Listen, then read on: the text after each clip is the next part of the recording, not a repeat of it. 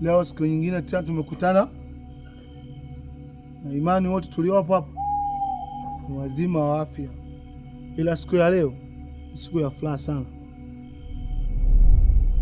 Mzee Masauti, tuleteka mzigo ketu hapa ili tudeboleke.